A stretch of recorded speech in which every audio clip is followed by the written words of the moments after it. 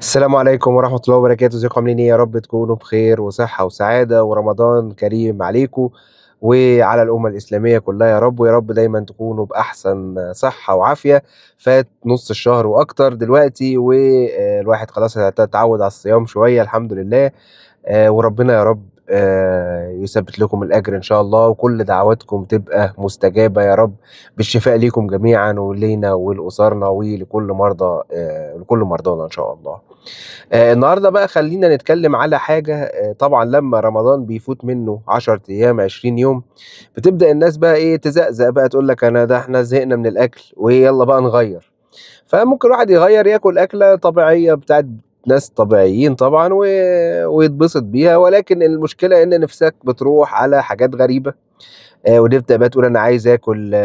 بتاع ده فسيخ ورنجة وسردين والكلام ده في رمضان، يقول لك بقى مش مشكلة بقى، ما خلاص إحنا في آخر رمضان فمش هاعطش، كأن مثلًا السمك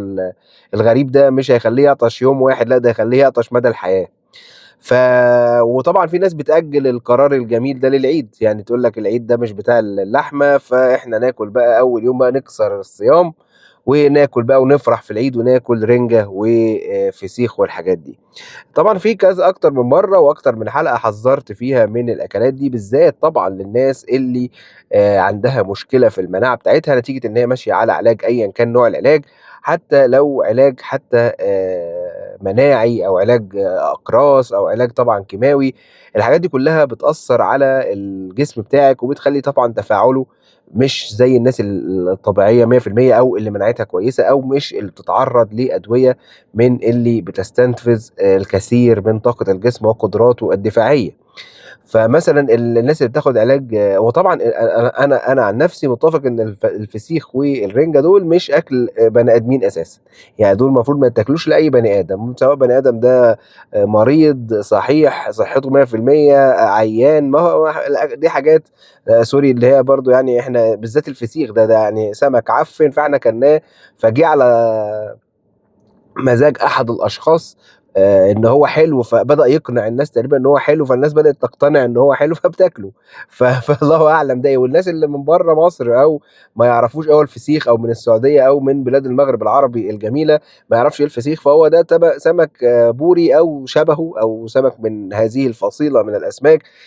من أيام الفراعنة تقريبًا السمك ده هم سابوه في الملح، واحدة نسيته في الملح، فالسمك اتملّح وخلّى موضوع إن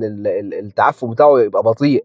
فاللحمة بتاعته دابت من الملح وبقى طري كده وبقى عامل زي إيه، اللحمة زي السلمون البارد المدخّن أو اللحمة الباردة، حاجة باردة، بس مستوية في نفس الوقت وبتتاكل. فالناس كلوه ومع إن ريحته زي الزفت، قال لك ده طعمه جميل، سبحان الله، فهو الإنسان بيدوّر دايمًا على الحاجة المؤذية ويروح ياكلها. فالمهم ظهر من هنا فكرة الفسيخ اللي هو سمكة ماتت وعفّنت وإحنا بيملّحوها ويسيبوها بالشهور، بعد كده أنت بقى تروح تاكلها وأنت وحظّك بقى. التمليح التمليح الصحيح اللي ما يبقاش طايله هوا ولا رطوبة، المفروض إن هو طريقة من حفظ الطعام وطريقة من تسويته في نفس الوقت، ومفروض إن السمكة ما تكونش بايظة. ولكن طبعًا أنت ما بتبقاش ضامن الأجواء اللي حصلت فيها عملية التمليح دي كانت عاملة إزاي، وممكن السمكة يكون نما عليها أي نوع من أنواع البكتيريا، وللأسف الشديد البكتيريا اللي بتنمو على الفسيخ من البكتيريا القاتلة، لأنها بتعمل سموم طبعًا بتشِل الجهاز الهضمي تمامًا، بتشِل الجهاز العصبي تمامًا، وللأسف عند مرحلة معينة من التسمم بالمواد اللي موجودة في الأسماك دي، بيبقى العلاج ليس ذو جدوى. يعني أنا لو جالي مريض عنده تسمم بالبكتيريا والسموم بتاعتها اللي من الفسيخ، إحنا للأسف أو الدكاترة اللي حتى في الER أو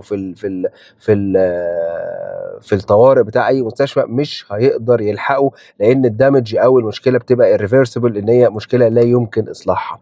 المشاكل دي طبعًا بتبقى لو واحدة بتاخد علاج كيماوي أو أي علاج بيأثّر على مناعة الجسم أو عدد كرات الدم البيضا أو كده، أنتِ جسمِك كده مش هيقدر أصلًا يقاوم البكتيريا ولا السموم اللي موجودة في الأسماك دي للأسف. طبعًا الأسماك دي تضم قائمة طويلة ولكن أخطرها على الإطلاق هو الفسيخ، أمّا الرنجة فهي أقل خطورة، وكمان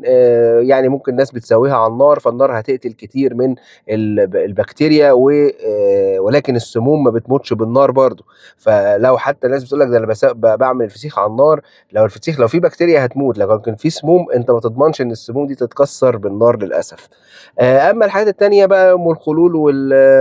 الحاجات التانية دي والسردين والحاجات دي، فهي أقل ضررًا، وإن كان طبعًا كل الحاجات دي بتحتوي على كميات هائلة من الملح، ولكن مش هاقدر أقول لك إن أنت لو يعني كمية الملح دي لو دخلت جسمك يوم مثلًا مش هتعمل حاجة، يعني لو شربت كويس ممكن ترفع لك الضغط طبعًا لو أنت مريض ضغط أو حاجة، أو ممكن تعمل لك مشاكل في المعدة، ولكن دي المشاكل السهلة. المشاكل المصيبة التانية إن أنت لا قدّر الله يحصل لك تسمم المواد الخطيرة دي، ولا قدّر الله تعمل لك مشكلة كبيرة، طبعًا في عائلات كاملة للأسف بتصاب